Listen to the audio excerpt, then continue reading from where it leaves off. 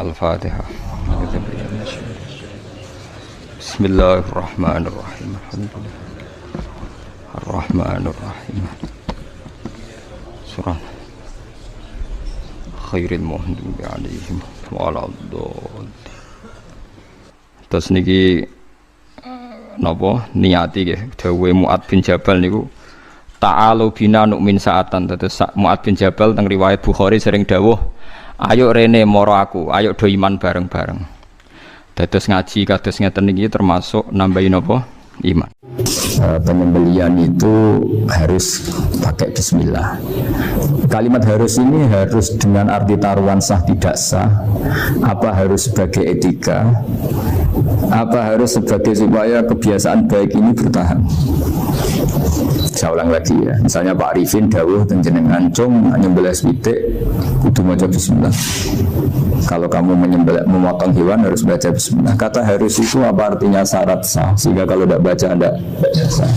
Apa keharusan dalam makna etikanya harus baca bismillah. Jadi urusannya hanya apa? Etika atau afdoliyah.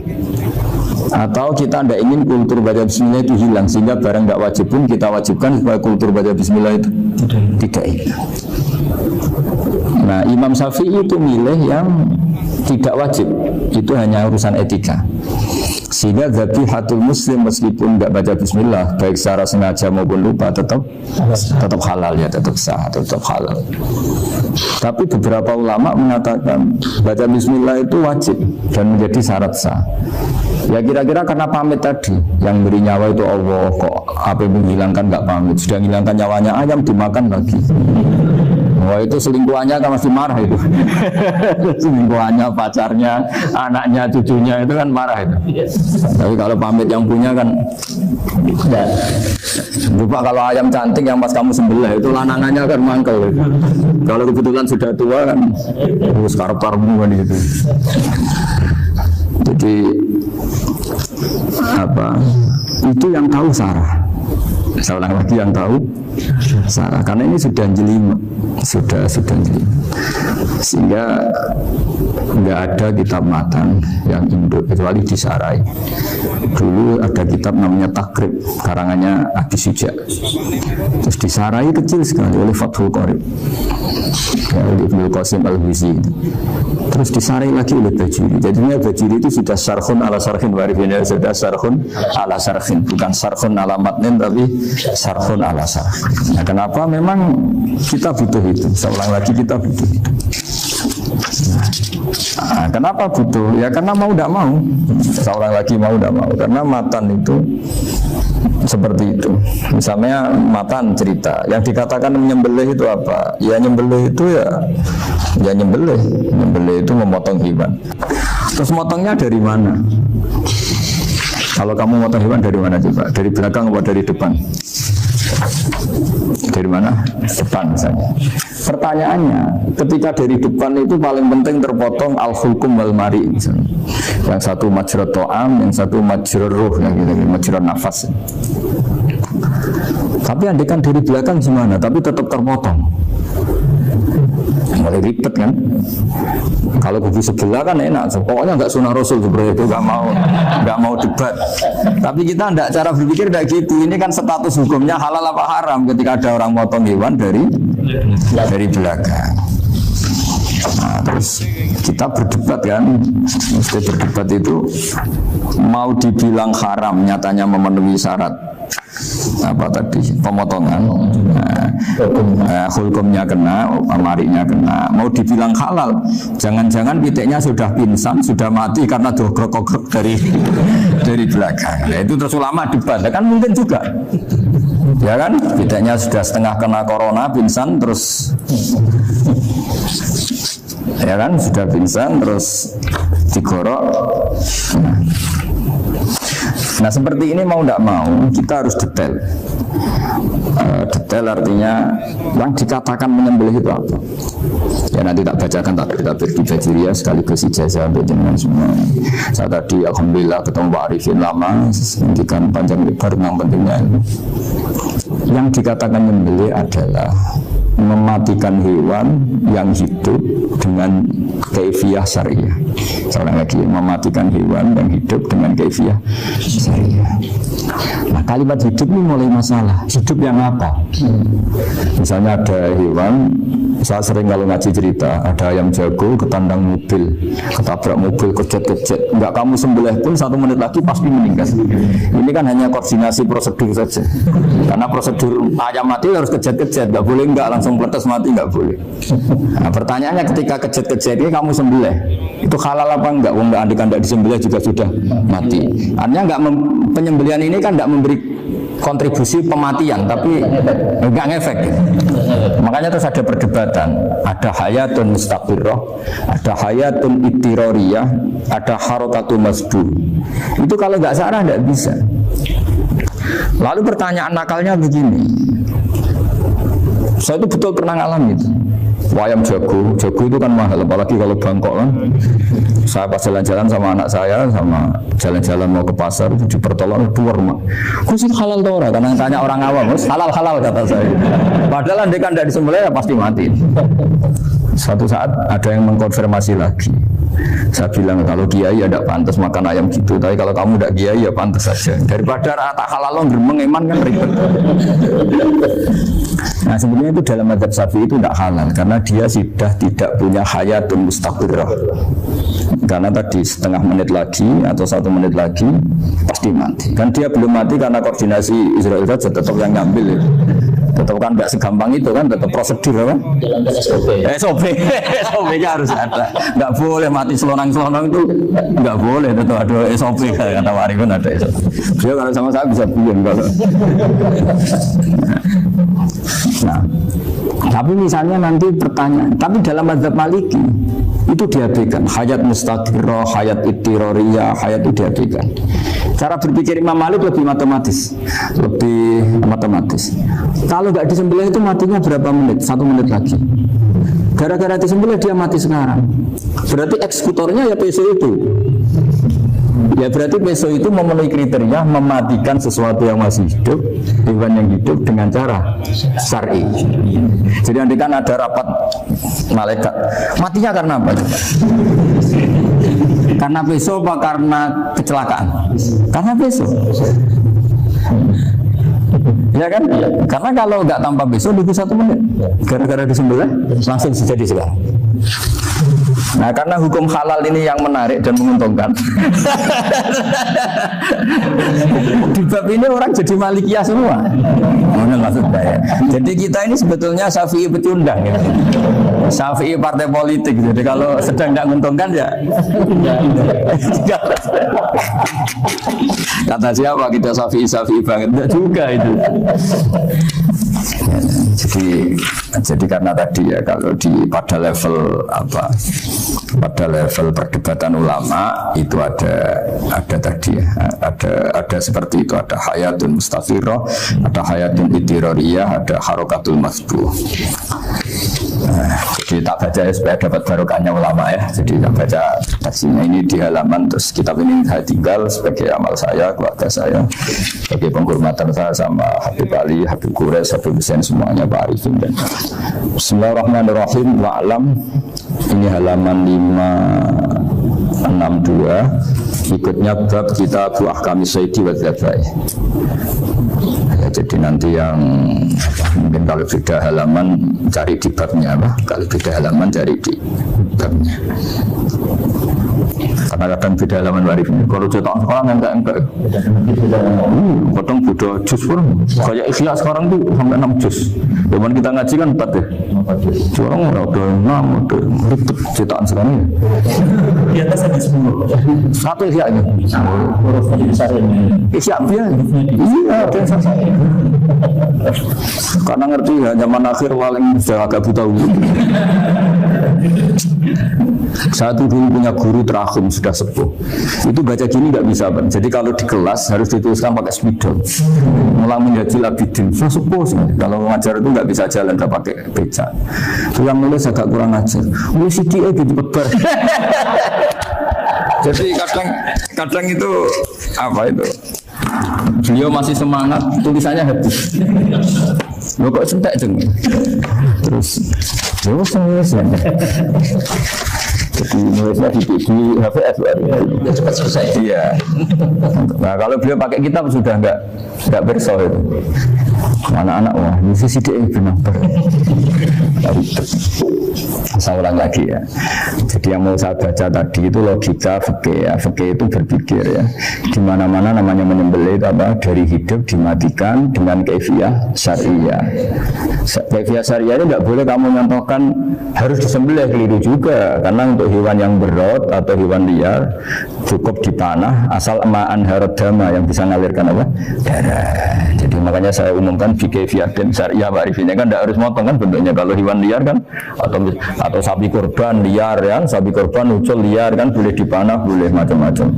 Nah kalau tembak bisa diperdebatkan karena daun serapi warifinya, jadi bisa debat. Meskipun ada yang bilang boleh tapi bisa debat lagi kan, karena daun serapi api warifinya. Iya. Tapi ini saya cerita umumnya fikih dan syariah. Nah, karena kalimat hewan hidup, ada kalimat hidup yang apa kan pertanyaannya? Hidup yang sudah kejet-kejet, misalnya sudah koma, sudah kena corona, disentak istrinya itu. Apalagi ayamnya menyaksikan pasangannya diselingkuhi, wah itu sudah stroke itu dia. Nah itu hanya kalau orang suka macam-macam itu kayak ayam makanya itu. Saya baca ya. Bismillahirrahmanirrahim. Wa'lam annahu yujadu fi ibaratihim hayatun mustaqirrah, hayatun mustamirrah, harakatu masbuh. Wa yuqalu aisyu masbuhin. Wal farqu bainaha annal hayata al mustaqirrah yakunu ma'aha ibsarun bi ikhtiyarin wa nutqun bi ikhtiyarin wa harakatun ikhtiyariyah. Wal hayat al mustamirrah ya allati tastamiru ila khurujir ruh minal jasad. Wa harakatul masbuh ya allati la yabqa ma'aha ibsarun bi ikhtiyarin wala nutqun bi ikhtiyarin wala harakatu ikhtiyariyah. Fa yakunu ma'a ibsar wa nutqun wa harakatun iktirariyah. Wa ba'duhum farraqa bainahuma. Sampai saat terus ini. Jadi ini perbedaan-perbedaan pandangan ulama. Nah, Imam Malik itu mengabaikan semua istilah itu. Yang penting pas mbok sembelih itu kecelok urip, corong Jawa kecelok urip. Cek hayat mustaqirrah, cek ittirariyah, cek harakatu masbuh, pokoknya kecelok urip. Ini kecelok urip bisa dibilang masih hidup. Karena kalau bisa dibilang masih hidup, kamu sembelih, tetap nanti rapat malaikat kira-kira. Ini matinya karena apa? Karena kecelakaan. Oh, kalau kecelakaan 1 menit lagi matinya dong. Tapi kan matinya sekarang ya karena sendiri. Nah tadi saya bilang sebenarnya mazhab Syafi'i itu tidak seperti itu.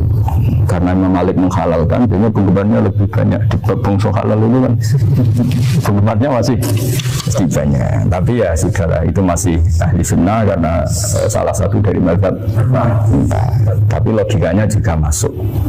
Jadi kita bukan sekedar taklid ke Imam Malik, tapi kalau kita ikhtiyar ikut Imam Syafi'i ya monggo, karena mungkin secara medis karena mengalami seperti itu mungkin tingkat kesehatannya apanya sudah ya sudah lah, yang penting makanya terus orang Jawa pinter nak PTE jago ya halal, nak cilik enggak lah.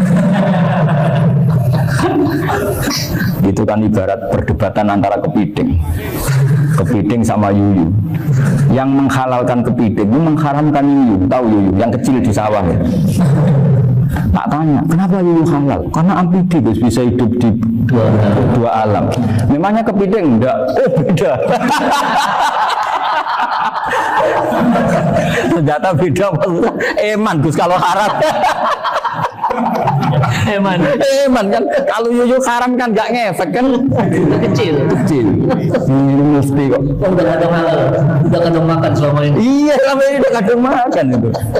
Makanya banyak kiai yang mengharamkan kepiting sebetulnya, tapi minoritas kan. Minoritas. Tapi yang mengharamkan yuyu mayoritas, yang kecil aja. Jadi kita ribet ikut siapa? Kata siapa ahli fikih gak mikir untung rugi. Makanya saya ini bingung, jadi saya itu Saya ini kan kiai ya, kiai betul. Susah kadang jadi kiai. Sebagian guru saya itu mengharamkan kepiting. Nah, kalau kayak dolan di daerah Yono, Mas Nafis daerah penghormatan tertinggi santri itu kalau ngugoi kiai ini kepiting karena itu makanan termahal. Bingung kan dia? Mau tidak makan itu kayaknya dipersiapkan betul Pak Rifan. Sudah ada effort ya. Warna nyari yang mahal kan. Mau makan itu sebagian guru kita mengharamkan. Akhirnya ya ada darurat tadi. Makan sekadarnya. Kalau saya habis 3 pasti israf. Kalau habis 1 prosedur hormat yang ibu. Itu susahnya jadi kiai. Kalau kamu kan tidak kiai, mumpung gratis. Enaknya gak jadi kiai kan itu masalah. Pertimbangannya mumpung gratis. Sudah gitu masih mau dibutuh mawon, mau dibutuh mawon. Oh digowonan. Tapi sebetulnya ada sisi naif dari yang bilang halal tadi. Ketika yang bilang halal, naif itu versinya, tapi ya nggak apa-apa, semoga dimaafkan Allah. Naifnya tadi, tapi saya tidak tapi itu masalah khilafiyah ya. Semoga yang mengatakan halal juga benar, karena punya perhitungan iman tadi. Tapi yang bilang halal itu tak tanya, itu tuh halal apa haram? Lucunya jawab haram semua. Ini bahasa Indonesia nggak ada. Tidak tahu bahasa apa. Namanya paham tapi yang kecil itu. Itu kalau diharamkan nggak ada yang protes ya? Nggak ada. Tapi kalau kepiting, ini pakai model apa? Coba Pak Wafa. Kalau alasannya ambigu, yuyu sama kepiting sama. Kalau alasannya ambigu, hidup di 2 alam. Sama-sama. Kenapa kepiting jadi halal?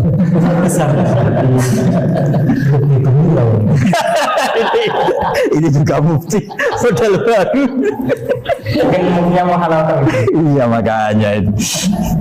Jadi kayak tadi ayam jago tadi orangnya tak tanya. Andekan yang kecelakaan itu ayam kecil. Kamu tanya saya enggak? Ya enggak, terus langsung tak buang. Kan langsung dibuang. Berhubung ayam besar. Eman kan. Tapi nuraninya aja sebetulnya protes. Membelah kok ketes. Kadang kalau apa kecet-kecet itu sudah tunggu SOP dari Pak. Ya tapi apapun itu ini ilmu harus didengar ya supaya sampean tahu ya, ada hayat mustaqirroh, ada hayat mustamirroh, ada hayat ibtiroriyah, paling enggak kita ngerti lah. Karena nanti di bab B ya, yang saya di bab apa B itu ya nanti enggak sahnya karena apa? Tidak mutamawal. Misalnya saya punya utang sama Pak Arifin ayam jago, tak bayar dengan jago yang mengalami kehidupan sudah seperti itu, kan tidak sah. Meskipun itu hidup tapi sudah tidak hayat yang mustamir, tidak normal. Jadi ilmu itu apapun tidak cocok kita karena beda mazhab misalnya, tetap sebagai apa? Ilmu. Jadi jangan pernah anti ilmu meskipun kita tidak cocok. Dulu saya itu heran sama Abu Hanifah karena membolehkan merujuk wakaf. Wakaf itu kan nggak boleh ditarik kembali dalam mazhab Syafi'i dan hampir semua ulama bilang gitu. Tapi kalau kata Abu Hanifah, jika nazir yang nerima itu tidak sesuai rencana kita, keinginan kita, itu boleh narik kembali. Fa innal waqfa atiyatun mahdhah, kata beliau. Wakaf itu ya pemberian normal saja. Suatu saat ada peristiwa gini Pak Arif, ada orang kaya raya mewakafkan tanah itu senilai kalau nggak salah itu 60 miliar. Singkat cerita beliau bermain apa ya, bisnis apa itu bangkrut. Kemudian itu belum disertifikatkan wakaf. Kemudian nggak ada yang di Sawang, Torojowo, nggak ada yang dilihat, terus mau dibeli sama saya sampai yang mau beli yang mampu itu non muslim. Singkat cerita ada orang kaya muslim yang mau beli itu, tapi ada problem karena itu wakaf. Tapi kalau nggak dibeli itu malah dibeli non muslim. Tanya saya, nggak apa-apa dibeli saja, ikuti mazhab Abu Hanifah. Karena kalau mazhab Syafi'i itu nggak sah semua pembeliannya. Tapi apa artinya mazhab kalau kita berpikir nggak sah, tapi yang jual melakukan? Nah itu yang nggak dipikirkan oleh orang-orang fikih yang di Menara Gading. Apa gunanya kita bilang nggak sah, tapi yang punya tanah tadi tetap menjual, karena tidak mengindahkan hukum itu. Mau apa? Makanya saya bilang ke Mbak Kiki tentang Gus itu nggak ada kaulnya dalam adab Syafi'i. Saya bilang kamu mengharamkan itu tidak ada gunanya karena itu tetap dilakukan. Jadi kita pertimbangannya tidak itu daripada dikuasai siku dengan kita. Nah itu sisi-sisi fikih. Makanya ini kita ngaji fikih tidak segampang itu memberi fatwa karena pertimbangannya banyak. Dari hitam putih itu maksud saya, ini cerita. Jadi nanti kamu ngerti. Jadi mau apa coba? Itu kan ibarat gini. Hukumnya kita ngajar perempuan itu masalah sebetulnya karena itu ajnabiyah. Tapi fakta mentoleransi di ajri ta'lim karena untuk belajar enggak apa-apa. Kalau sudah jadi fakta itu ribet. Dia maunya belajar sama kamu dan sekali kamu tidak mau belajar ke yang lain yang potensi menyesatkan. Jadi fakta bukan masalah nazar lagi, sudah penyelamatan. Ribet kan kalau sudah begitu. Saya punya kenangan yang menurut saya itu harus jadi trauma. Siapapun harus jadi trauma. Ini cerita sedikit. Ini masih ngaji fikih, pertimbangan. Ada orang itu sangat khusyuk, sangat khusyuknya di rumahnya Pak Wafa itu nggak ada TV, nggak ada motor, nggak ada apa saja. Ketika anaknya berkembang agak dewasa, itu pertama naik motor itu ya utang jasa sama kawan-kawannya. Pertama dia melihat nikmati TV ya, dari kawan-kawannya. Corong cowok, mbek tanggane lah. Padahal orang tuanya ini protektif justru karena banyak tangganya sih nggak mati Islami lah. Ya mereka orang Islam tapi ya nggak sholat, nggak apa. Singkat cerita orang tuanya ini datang ke rumah sana misalnya. Gus, sekarang saya ikrar bahwa mazhab Abah jenengan Ki Nur Salim mazhab bapak saya itu mazhab jenengan itu lebih hebat imam mazhab kula. Nangis deh. Dulu saya itu agak menyalahkan Ki Nur Salim jenengan karena longgar di rumah ada TV ada motor. Terus dia cerita. Nah, karena anaknya yang pertama bisa naik motor, untuk anak ABG ini kan jasa yang luar biasa. Karena dia butuh sekali bisa naik motor di sini ini. Akhirnya hasil anaknya ini saya merantau ke Jakarta kemana? Akhirnya lam yusolli wa lam yasum. Padahal anaknya ya dia kamu. Terus tak cerita nih. Akhirnya dia tanya, kenapa sih Gus jenengan sama Abah kok longgar gitu sama anak? Tak cerita nih gini Pak Arifin. Menurut ilmu al-insan abdul ihsan, manusia itu budaknya kebaikan. Karena utang jasanya sama anak ini, ya dia akan anggap anak ini. Sementara kenangan ibu jenengan bu amui, tidak boleh. Dia baru ngakui ya Gus saya itu hanya khusyuk tapi kurang ilmu. Tadi dia hanya berdasar khusyuk. Khusyuk kamu buat TV kan pikirannya hanya gitu. Ini cerita ilmu, saya bukan menjustifikasi manapun, ini kan cerita ilmu dari ini. Jadi semuanya itu ada hitung-hitungannya. Coba kalau kita terlalu stagnan be anak pertama naik motor jasanya orang nggak sholat ya, pertama roh TV jasanya orang nggak sholat. Coba terikatnya anak ini sama kita apa sama orang itu? Sama orang itu. Bayangkan kalau umur ABG, kalau umur tak pari pun Pak Wafa ini nafsu astagfirullah. Gue cop tua nome orang. Gaya tok, bareng tua ada khusus gaya tok. Aslinya nome motor. Ya saya sama semua. Cuma saya kan lebih jujur jadi biasa.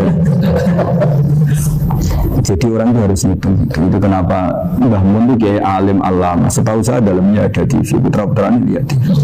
Meskipun kita tidak mungkiri negatifnya TV, kita tidak mungkiri Pak Arifin ya.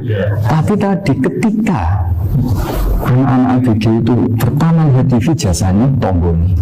Kalau kebetulan tanggane wong soleh nggak masalah ya. Kalau enggak, itu nangis ke rumah saya itu. Nyesel dia. Tapi saya bilang gini ya, jenengan yang soleh mesti anak jenengan suatu saat kembali. Coba pola jenengan harus rubah. Ini hebatnya Nabi ketika Sayyidah Aisyah masih kecil minta diperlihatkan Li'bul Habasyah. Itu diturutin kan masyhur itu. Kayak apa Nabi? Karena kalau nggak diturutin pasti Sayyidah Aisyah akan mengidolakan mainan yang lain yang di luaran sana malah. Itu kan Nabi punya kearifan tadi. Jadi ini kan ilmu, lagi-lagi ilmu. Jadi yang semua itu harus baca dengan ilmu. Makanya kata Nabi, ad-dunya mal'unatun mal'unun fiha illa dzikrawah wa ma'alahu aw aliman aw muta'aliman. Karena dunia hanya bisa dibaca dengan ilmu. Yang diridai Allah maksudnya hanya bisa. Saya itu banyak kenal menteri, kenal pejabat. Tapi saya tidak pernah melihat itu sebagai pejabat. Melihatnya itu orang yang ingin belajar agama. Karena sekali salah melihat, yang hidup itu tamaknya Pak Arif. Yang hidup kan tamaknya. Saya kenal orang kaya kok melihat kayanya, hidup itu tanahnya yang dapat ini. Tapi kalau melihat itu sebagai hamba Allah yang ingin belajar, insya Allah kita selamat dari tamak. Meskipun kita ya manusia tidak sempurna. Setidaknya ketika dia lomo atau tidak lomo, nyalami template apa tidak ngefek, karena kita melihat ini mau belajar. Itu kalau kamu didorong tamak, oh katanya orang kaya ternyata nggak tahu haknya kiai, ribet kan? Nah, kalau kamu punya santri cantik ya lihat itu sebagai santri kamu. Jangan melihat ini mau nggak sama saya, kalau enggak ya ribet kalau gitu. Ini anak-anak muda harus dilatih ikhlas baru bahaya. Ini santri-santri sampean kalau nggak dilatih ikhlas ini bahaya. Karena ini belum punya penggemar pejabat, paling ya anak-anak yang ya tadi ya BG. Jadi lah Sarah lagi kembali lagi Sarah itu membicarakan itu detail. Jadi ya makanya kenapa orang mati yang lahir langsung meninggal itu nggak wajib disolati. Alasannya fikih lucu karena dikatakan sholat mayit di mana-mana mayit itu sabakohu hayatun. Di mana-mana namanya mati itu terdahulu oleh hidup. Nah ini nggak pernah hidup langsung mati. Jadi begitu kadang lucu. Ya gitu aja alasannya. Kamu nyolati apa? Mayit. Kenapa kok mayit? Ya mayit itu namanya mayit. Orang mati. Orang mati. Orang mati artinya pernah hidup. Ya itu Sarah. Jadi ketika matan hanya cerita wasitu alladzi lam yastahila, nggak pernah nangis gawe lam yusalla alaih. Sarah bilang mergo ora tahu urip. Kalau nggak pernah hidup berarti nggak bisa dikatakan mati. Kayak sampean miskin itu kan nggak bisa dikatakan bangkrut. ya miskin aja gitu kan gitu ya. Karena nggak pernah kaya. Kayak Mas Nafi nggak bisa dikatakan oh, itu Qurannya lupa gimana, nggak pernah hafal. Jadi yang dikatakan lupa itu pernah hafal. Nggak lupa nggak apa, Qurannya lupa gaya nggak pernah hafal, kok bilang apa? Lupa gitu. Nggak boleh Pak Wafa bilang saya ini bangkrut apa? Nggak pernah kaya kok bangkrut. Jadi semua itu ada aturannya itu. Nah itu Sarah, lagi-lagi Sarah. Jadi bahkan banyak yang syarhun ala syarhin. Jadi kayak kitab takrib itu disarai Fathul Qorib. Jadi Fathul Qorib itu sudah Sarah, disarai lagi Bajuri. Nah, itu termasuk cerita itu ya, cerita-cerita. Bismillahirrahmanirrahim. Ya, wa yaqulu qad umma dzikira daf'atan wahidatan la fi daf'atain. Islam tujad al hayat al mustaqira in daf'ati saniyah. Amma idza wujidat al hayat al mustaqira daf'asaniyah fayakhilu al masbuhu aidan. Fasartu wujudul hayat al mustaqira fi tida'il waqti akhir marrah. Wa makharu dzalika inda tuli fasli wa illa fala rafa'a sikina wa ada fawran aw alqaha liqaniyata latan wa akhadha ghayraha fawran aw saqatat minhu wa akhadha ghayraha halan aw qalla baraqatu abiyama bagi hal al masbuh. Jadi ini masalah Sarah. Sarah itu sudah detail. Misalnya gini, kamu motong ayam. Motong ayam harus sekaligus shred jadi. Jangan sampai nyuwun sewu 2 kali. Jangan-jangan misalnya gini, ayam tak potong, pas ke kiri separuh, ya ke kiri separuh apa hulkumnya. Pak Arifin datang, assalamualaikum Pak, waalaikumsalam, terus santai jagungan dulu. Jagungan sampai besoknya itu nggak meneruskan. Bareng-bareng malah salam, ingat dulu ayam saya. Ketika saya meneruskan ini, potensi ayam ini sudah mati atau sudah hidup yang ini masih mazhab Syafi'i loh ya. Atau sudah hidup yang sudah tidak normal. Artinya apa? Penyembelian kedua yang mengeksekusi tadi sebenarnya mengeksekusi barang mati. Yang penyembelian pertama tidak bisa dikatakan penyembelian karena tidak sampai mati. Penyembelian kedua berstatus setengah mati. Nah, kalau seperti itu maka haram.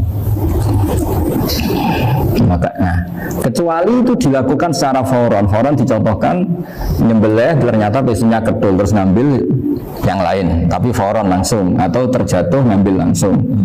Ya, itu boleh karena ditoleransi. Tapi kalau kalam ajnabi kata tadi mohon Bapak Arifin, seperti Pak Arifin, alhamdulillah sih. Jangan lupa ngurau cari ayamnya asem. Ini harus sebar. Ini orang ngapur.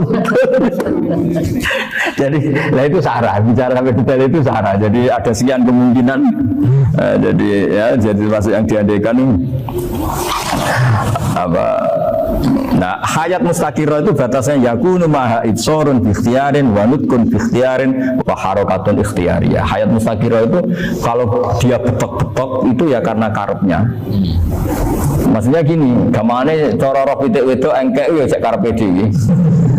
Cara dia melihat peso itu karepnya ya masih lari. Jadi misalnya ada ayam kita sembelih baru luka sedikit, belum sampai andaikan dibiarin ya mungkin suatu saat sembuh luka, terus melihat kamu lari ketakutan karena kamu dianggap gladiator killer lah. Nah itu berarti punya hayat mustaqirah. Tapi sudah kalau kamu sembelih karek ngeriwit roh kowe serawedi, ya kan, mau demo ya sudah nggak berkutik, ya dia berarti tidak punya hayat mustaqirah gitu. Ya batasannya itu Joro. Nah, dalam mazhab Syafi'i syarat sahnya penyembelihan harus hewan itu punya hayat mustaqirah. Nah ini syarah ya, jadi syarah itu lebih jeli. Nah makanya kenapa tidak boleh nyembelih pakai yang tumpul Mas Nafis? Takutnya ayamnya itu ngalami dohtoh, waktu diteket. Misalnya sama nyembelih pakai peso tumpul, ini gini ketekek, takut. Dan dia misalnya ayamnya jantungan, roh peso wis setruk kan, udah gitu ketekek. Nah itu mati dulu pasti itu. Jadi pas diongok-ongok dia sudah mati. Jadi nanti kalau di akhirat, sebenarnya saya sudah mati loh, ngawur. Wah apalagi nganggu keris nogo sosro, wah itu sudah gereng sakti kan, diginikin tok sudah mati kan. Makanya bahaya nyembelih pakai keris-keris sakti karena sebelum terpotong sudah mati saking saksinya loh keris itu misalnya. Makanya nanti suatu saat ada pertanyaan ini, boleh enggak nyembelih ayam orang yang rayunya itu sangat? Wah itu haram, kenapa? Itu mati dulu. Kumisen tatonan apa? Iya gak algojo. Ayamnya jenis apa? Stroke ya, jenis penakut. Pas mau disembelih, gitu, gak mati. Jadi hati-hati ya nyembelih ayam. Jadi kalau orang kampung Pak Arifin, ya, orang kampung mudin kampung. Mungkin kalau orang kota sudah nyuwun sewu gak peduli. Kalau orang kampung itu apa itu Pak Arifin? Kalau nyembelih jago itu sampai apa? Ilatnya dikeluarin. Iya karena takutnya katanya beberapa yang kaget itu kelekal. Iya ketelan ya. Itu ya ada kearifan gitu, tapi ya terlalu ya menyiksa ayam. Tapi memang potensi katanya Pak Arifin. Katanya yang ahli-ahli itu ya. Jadi kalau dia jago ya mau disembelih, saking takutnya itu. Kalau orang Jawa kalau takut kan yang ngelek itu ya. Orang Jawa loh ya, itu kalau orang takut kan kadang apa kayak, nah ayam itu tak ketakut. Kadang ininya terus lidahnya masuk. Akhirnya pas disembelih ini nggak kena. Nah makanya terus banyak mudin yang punya ikhtiar tadi. Pernah lihat apa yang ayam jago itu ilatnya di ya itu ya tidak wajib, cuma tidak bisa kita salahkan. Tapi kata penyembelih ini tak tanya eksekutor yang lain, rodok itu penegus itu seraiso. Saya belum pernah nyembelih ayam karena ini kan selain nggak profesi saya juga nggak mentolonan saya.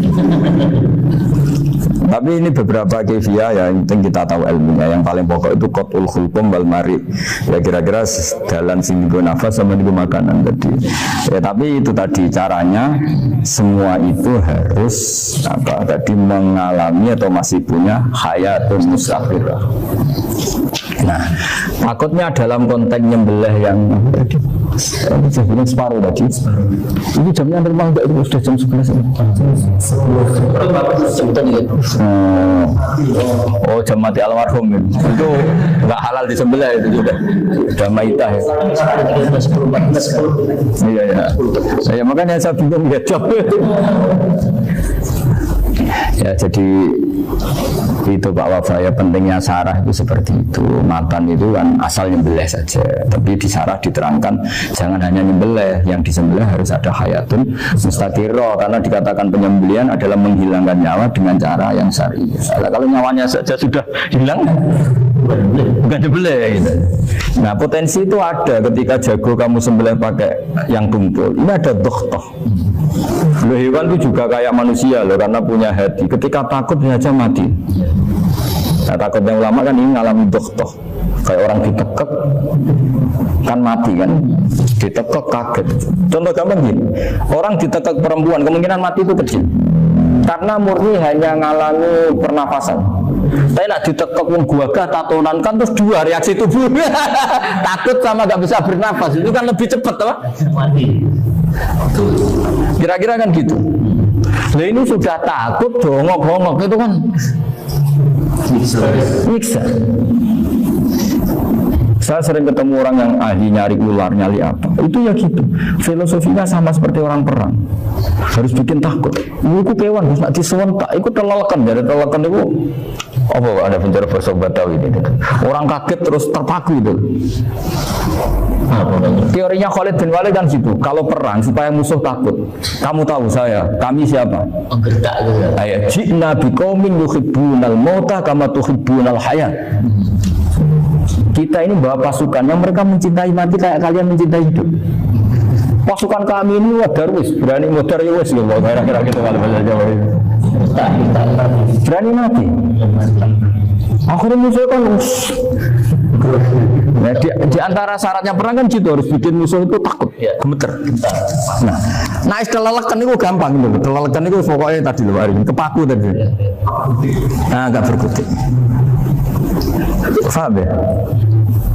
Nah jangan-jangan ayam yang kita sembelih gue sebeti dongok-dongok mati duluan gitu. Nah makanya terus kata musannaf kalau bisa itu wayakunu madzukira bidafatin wahidah. Kalau itu usahakan sekali jadi. Tapi itu bukan berarti syarat sahnya harus sekali jadi. Kira-kira karena tadi nggak kebayang kan kalau baru separuh tak. Assalamualaikum Gus Pak. Waalaikumsalam Pak Arifin Subhi kabar. Baru terus ingat diteruskan lagi. Kemungkinan ini sudah mati apa?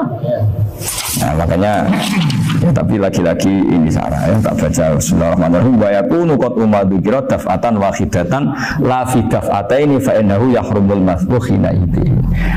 Kalau dua kali, tapi dua kali maksudnya yang satu kali ini mengakibatkan kematian. Dikatakan penyembelian belum sempurna, dikatakan hidup toh nanti pasti mati, berarti tidak mengalami hayatun mustaqirrah. Paham ya? Jadi ini semoga dapat barokah dari para ulama. Jadi saya mohon nanti Pak Wafa, Pak Indah, teman-teman jangan hanya baca matan ya. Pada level alim itu harus baca syarah karena matan itu menurut saya tidak cukup untuk menjawab sekian kemungkinan. Nah syarah itu soal fardu masalah. Ya Pak Arif ini saya mengandikan masalah meskipun belum terjadi ya pengandaian. Sehingga nanti kalau terjadi kalau militer itu apa? A, B ya alternatifnya. Kalau strategi itu ada sekian A, B, C. Kalau A gagal sudah siap militer. Jadi kalau masuk surga pintu satu nggak bisa itu kedua sempurna. Oke, terima kasih buat teman-teman semua yang sudah menyaksikan video ini. Mudah-mudahan bermanfaat dan bisa menambah ilmu dan keberkahan buat kita semuanya guys. Dan oke buat teman-teman semua yang baru gabung di channel ini, jangan lupa like and subscribe dan nyalakan tombol notifikasinya biar nggak ketinggalan video-video terbaru dari channel Sahabat Orji TV guys. Dan oke buat teman-teman semuanya dimanapun anda berada, mudah-mudahan kita diberikan kesehatan, rezeki yang melimpah dan panjang umur. Oke, terima kasih. Salah-salah dari kami, mohon maaf ada kekurangan. Wassalamualaikum warahmatullahi wabarakatuh. Bye-bye.